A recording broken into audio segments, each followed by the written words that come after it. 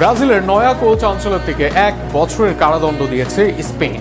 Real মাদ্রিদের সাবেক এই কোচ ব্রাজিলের দায়িত্ব নেওয়ার পর প্রথমে দুর্নীতির দায়ে বরখাস্ত হয় ব্রাজিল ফুটবল ফেডারেশনের সভাপতি, আর বিতর্কিত হওয়া ব্রাজিলিয়ান ফুটবলারদের নিত্যদিনের কাজ।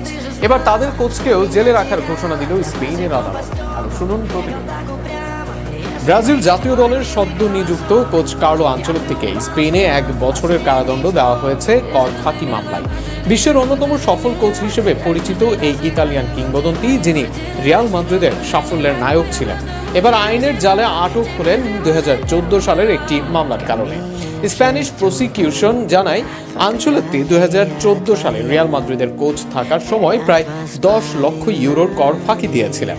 মূলত তার ইমেজ থেকে প্রাপ্ত আয় যথাযথভাবে ঘোষণায় ব্যর্থ হওয়ায় এই মামলার সৃষ্টি হয়।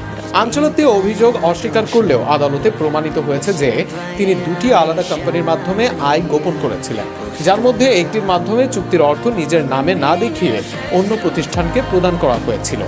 স্পেনের কর আইনে 1 বছরের কারাদণ্ড হওয়া মানেই তার সঙ্গে সঙ্গে জেলে যাওয়া নয়।